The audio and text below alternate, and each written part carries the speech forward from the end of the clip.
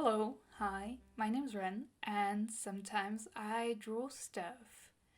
Welcome to anyone who's new here, and welcome back to people who are not new here.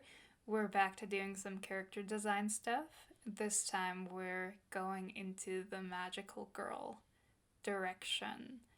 I'm sure I am not the only one who's made their own team of magical girls while being a huge fan of one of those magical girl properties. For me, that formative magical girl property was Witch. It was, funnily enough, one of the things that really got me into drawing back in the day. It was so inspirational to me that I actually started a comic, which I then abandoned after like 5 pages, but still, it had a pretty big impact on me as a kid.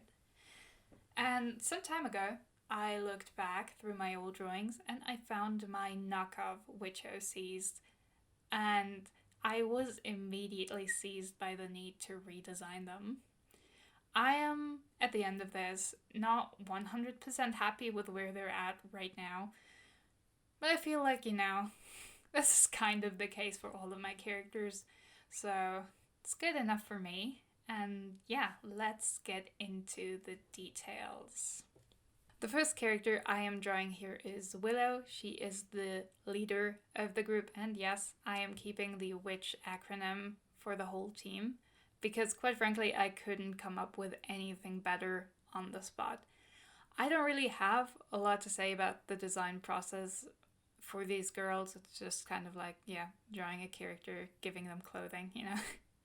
So I thought I'll just introduce you to them as their personalities and all of that.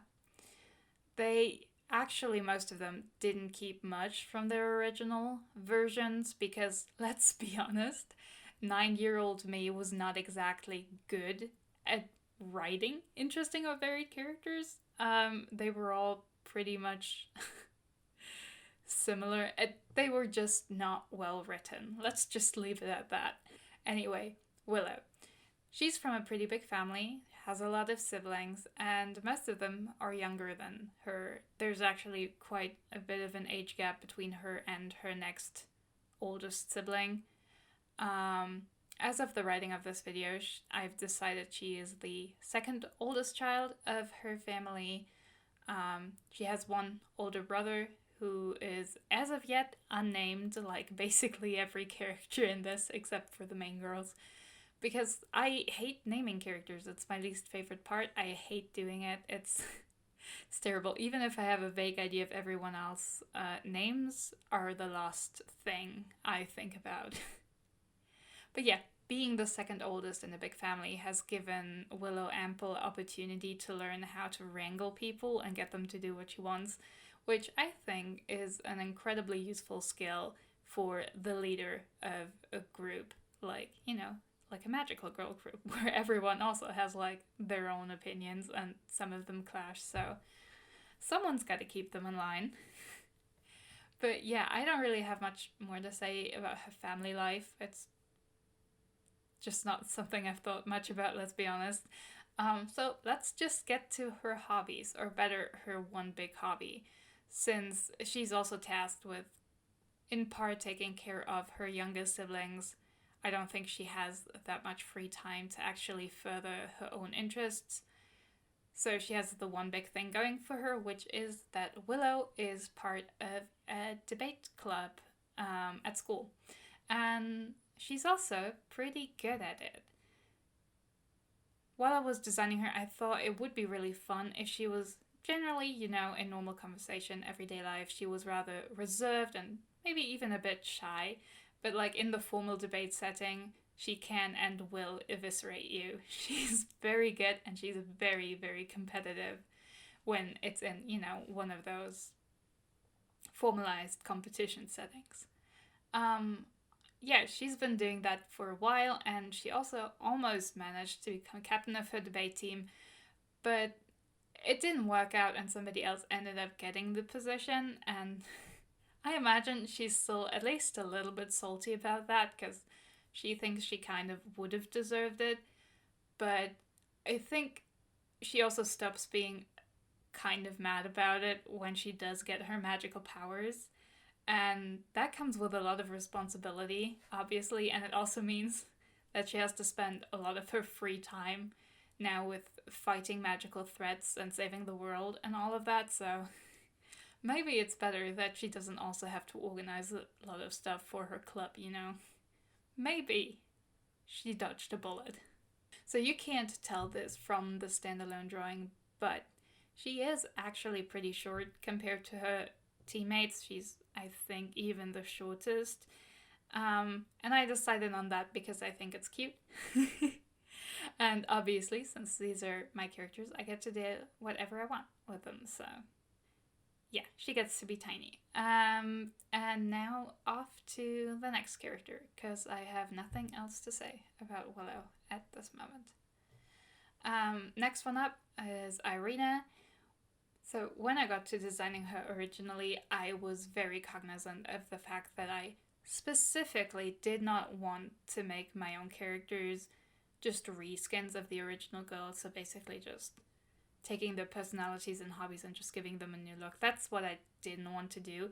Even at 9 years old, I knew that that's not what I wanted. So I made an effort to make the new characters distinctly different. I don't know how well that actually turned out, but in Irina's case, this meant she was, blonde, and also that she was kind of a more serious character, because in the witch lineup, Irma is kind of like the fun comedic relief a lot of the time.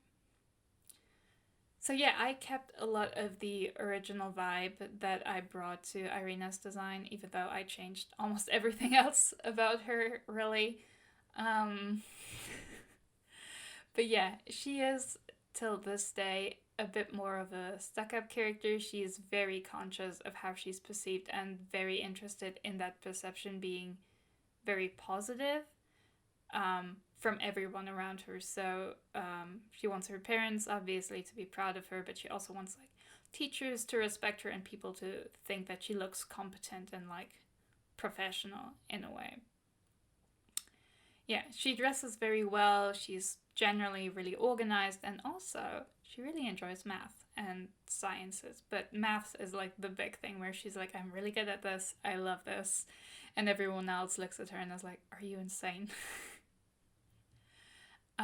But yeah, I think for her it would be fun to be one of those study influencers, one of those types who makes videos on organization, on planning, and on studying routines and stuff, and does study with me's, and you just know she has all of her notes are color coded, they're written in super neat handwriting, she has 1,000 annotations in every book. She has flashcards for anything and everything. Everything she has regarding studying, everything is pristine. Everything looks really nice. It's in perfect order. She has one of those white desks, and it's just all very, very presentable and pretty. So yeah, I think she's that type of girly. I also think she is currently in her capsule wardrobe phase. I feel like those niches are kind of adjacent. She's working really hard to have the perfect capsule wardrobe, even though she has an ungodly amount of stationery. She has 1,000 pens, all of them different shades and shapes, and they all have specific uses. But in regards to her fashion, she's like, no, I want to build the perfect capsule wardrobe. I'm picking the perfect, items that can be styled together. I am going to look so professional and cool and grown up. She's very, very invested in how she's perceived. But yet, I also imagine that she's one of those people who has 3 different planners for everything. She plans out her, I don't know, social media content. She has a huge planner that's just full of, I'm gonna do revisions for this subject then, and that's when I'm gonna spend 20 minutes doing that. Her life is regimented by her own choice. She's just really into planning and all of that stuff.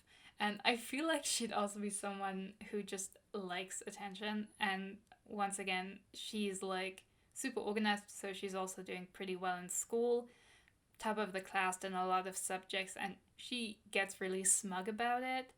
And she might try to look, like she has some humility about it. Be like, oh, I didn't even expect that. I was trying, but, I didn't think I'd do this well.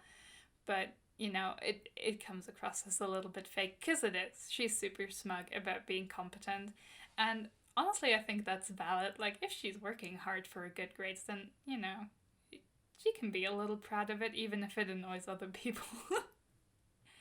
And yeah, I do think she'd be like really excited about her magic powers and stuff, and also about like analyzing them and being like, okay, but what are the logistics? What's all the stuff we can do? What can't we do? How does it work? But I also think she'd have like a small meltdown every time like magical emergencies ruin her schedule. Um, she's just spent a lot of time planning that out, okay? She set up her perfect week, and then, all of that got wasted. Unbelievable. But yeah, that's that on Irina.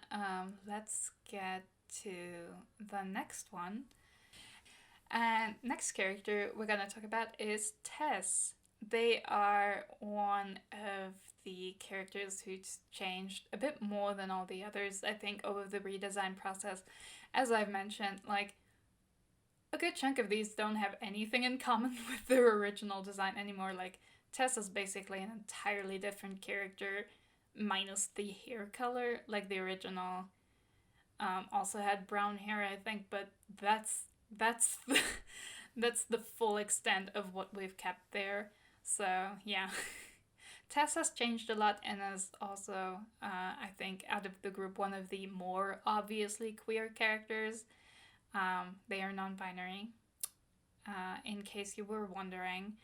But yeah, in case it's not obvious, I think it might not be with the other characters, but in true me fashion, I could not resist making all these little guys queer in the rewriting process. At this point in my life, I guess I have I've forgotten how to write characters who are not queer in some kind of flavor. So yeah, that's just my cross to bear. A tragedy, really, but it makes writing more fun for me, for sure. But anyway, yeah, Tess is like kind of more the comic relief, fun jokester character in the group. They bring like the positive vibes to everything. Kind of the himbo energy is here. I have seen it. But yeah, they're a little menace, and they also totally play some light-hearted pranks on the others from time to time, which some of them take worse than others. Like, just looking at Irina, I don't think she'd do well with some pranks, but it's all in good fun. If there is any mischief afoot, it's probably safest to blame Tess for it before anyone else. Yeah, they are in the youngest in their family. They have 2 older siblings, and but yeah, they are really just kind of a bundle of barely contained energy, which is why their parents tried to get them into a bunch of sports, to get them to work out that energy somewhere else that's not at home. And as a result, Tess spends like a good chunk of their time playing and doing various sports. They're kind of a jack of all trades in that respect at this point. Like, you name any sport, they've probably tried it at least at some point. But yeah, their favorites are swimming and surfing, which I decided on because I think that's funny given that they're the one who gets the fire powers. It's just funny little ironic joke. But yeah, I decided that for, the world they live in, the town they live in, I wanted to keep it similar to the setting in the comics. I know it's kind of vague, but the comics just set it in like a fictional, sleepy little town on the coast of the US somewhere. I wouldn't know. I haven't looked into it. I could not tell you what the difference between a small town on the East Coast and a small town on the West Coast is. I wouldn't know, and I don't want to know, quite frankly. I just know the town is small and it has access to the ocean, and that means Tess has the opportunity to do some surfing now and again. especially in the summer. But yeah, no, Tess definitely gets access to the ocean and the opportunity to go surfing whenever they want because I think they need the enrichment, otherwise, they're gonna explode. So yeah, there's not that much more to say about Tess, honestly. I just wanted to mention, in regards to the drawing, the snake on the shirt has no meaning. I don't know. Maybe they like snakes. I haven't thought about it, but I just put it there because I knew I wanted them to have like a shirt with some like graphic print of something, and I didn't want to put like a brand icon there or whatever. And the first thing that came to mind was a snake while I was recording, so you know. Maybe it just means that I like snakes and it has nothing to do with Tess. But yeah, that's that on the third one. Now we're off to the next one, which is Celine. She is probably the character who has changed the most from the previous designs. At this point, she is just entirely different. Like, visually, from the character writing, she's just almost entirely new. The old Celine, we don't know her. Anyway, comparative to the other ones, she's a little bit more extreme in her presentation. She's so cool. You don't get it. She's like the coolest. She plays guitar in her older sister's punk band and she dresses accordingly. I mean, I still tried to keep her looking at least somewhat, normal, like the average person, because I know that I've heard that in the US schools often have dress codes, and I did want to keep the girls looking like these could be things they wear to school. I don't know if this outfit would pass like a very conservative dress code, but I feel like it's still like normal enough, it's just shirt, leather jacket. Sure, the pants are ripped, but that's like in fashion. So I feel like this should probably get past a dress code. She's trying very hard to look cool and look different, and she has very specific tastes, and I wanted that to come across. But yeah, as I mentioned, she is in a band with her older sister and a bunch of her sister's friends who, at this point, by extension, are also some of her friends, but they're not as close friends as, the rest of the Magical Girl group.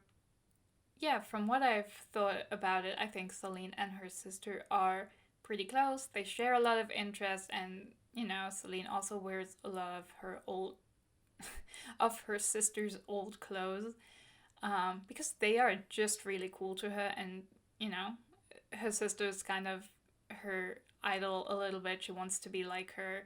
They're on the same wavelength, so why throw clothing away if somebody else can still wear it? Yeah, she is also a bit of the artsy kid of the group. She does a lot of DIY.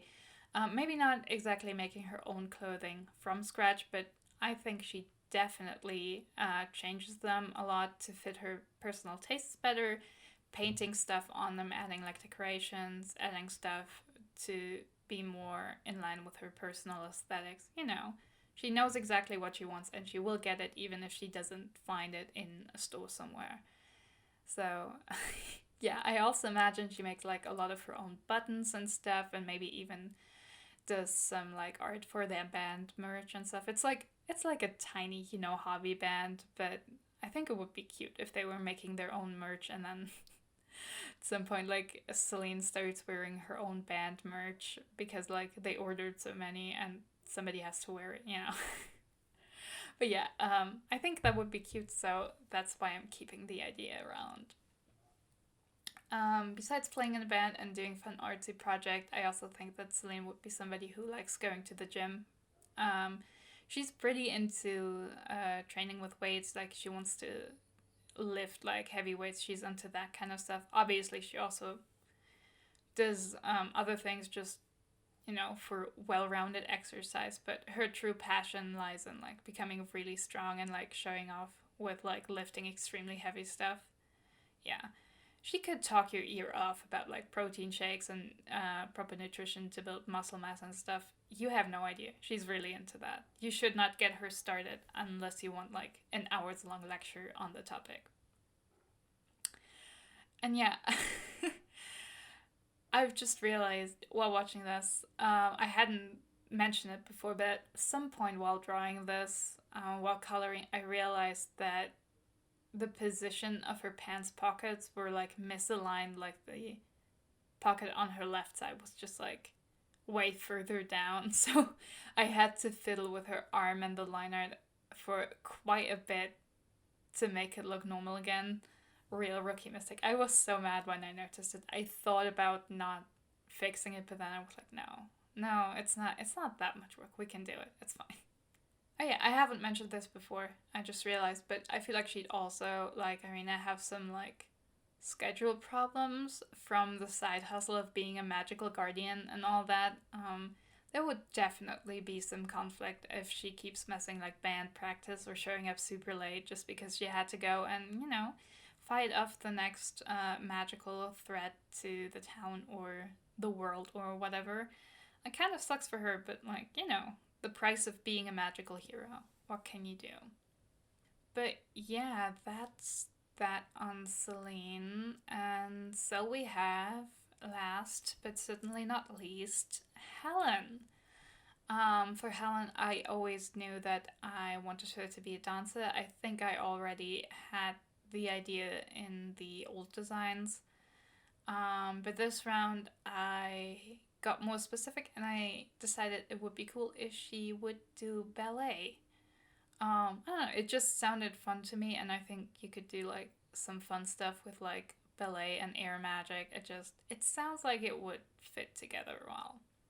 Anyway, like Irina, Helen is an only child. Her parents have pretty high expectations for her, and she's also trying very hard to meet those.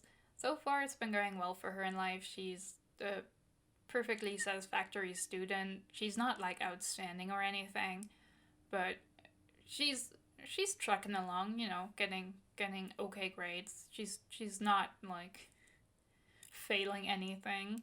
And on the side, she's doing ballet. She's very good at it. She puts a lot of effort into that. It's like she's very intense about it as a hobby, the same way like Celine's pretty intense about her hobbies.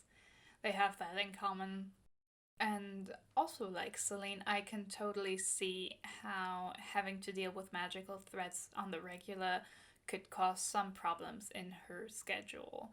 Like, yeah, if you're scheduled for ballet practice but you don't show up because you have to fight magical monsters, oh, that's not great.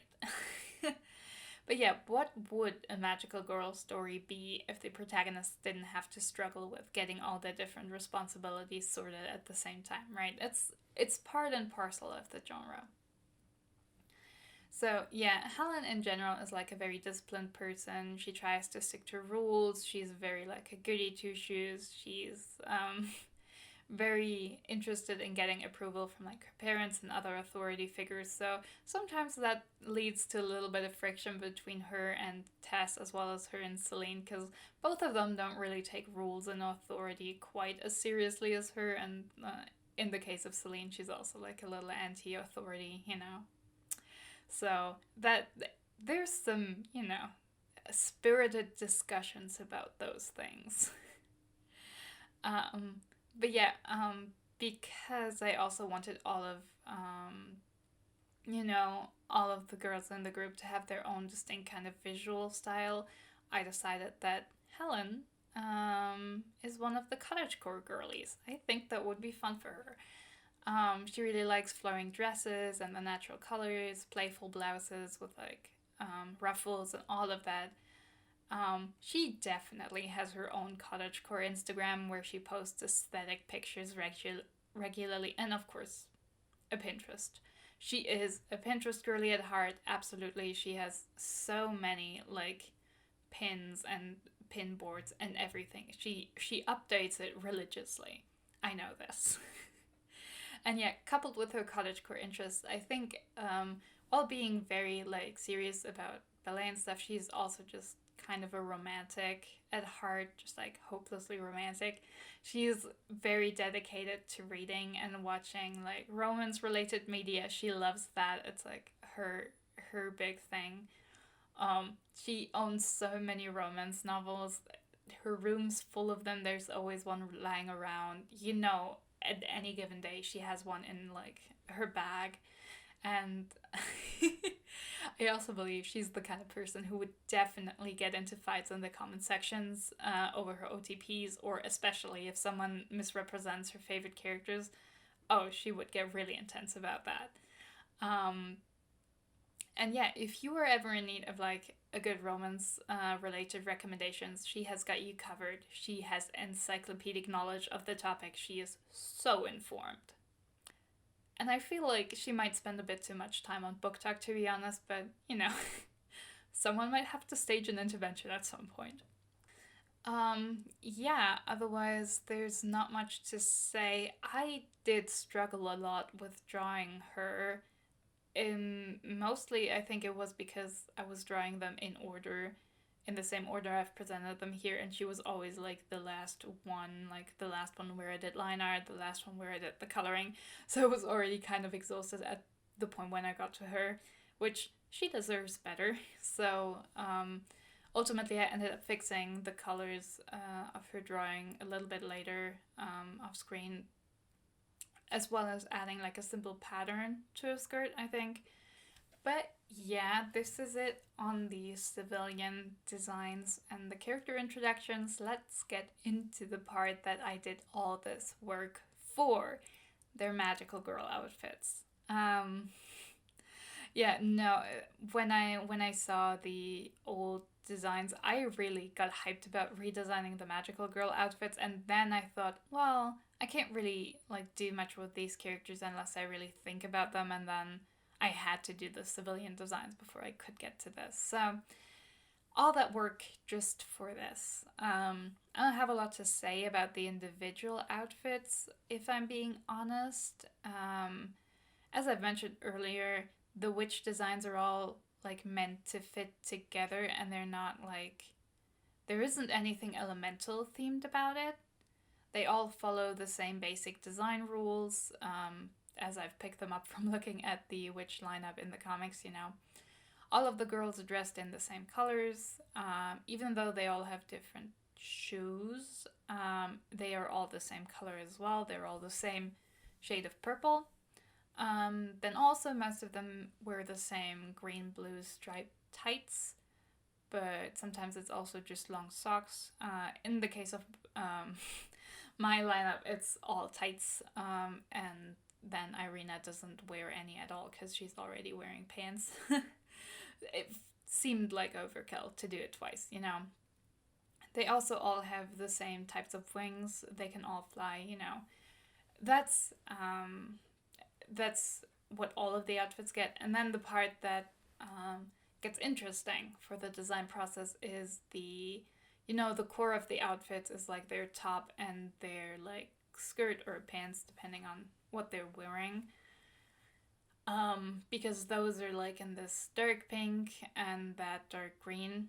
And yeah, sometimes it's switched around. Sometimes the top is pink and sometimes it's green, and vice versa with, the bottom clothing. And what I've noticed about them is that usually the green parts are pretty tight, not necessarily skin tight, but like there's no flowing fabric there. But on the dark pink ones, there's where you get some flowy fabric. The longer skirts are typically made from the pink fabric. So yeah, that's the main the main thing I could work with, where I was like, okay, I get the rules now. What I've also noticed about the designs is that basically all of them have some part of their torso exposed. The like shirt and skirt and stuff don't like meet directly, but gets to see a lot of skin. But yeah, with that in the back of my mind, I went and gave them some basically entirely new outfits. Some still have some inspiration from the old one, but it's mostly all new. In the first round of designs, I don't think I really understood the design rules I've just explained. I also barely had a grasp on how to draw human bodies at all, much less on how to design an appealing outfit.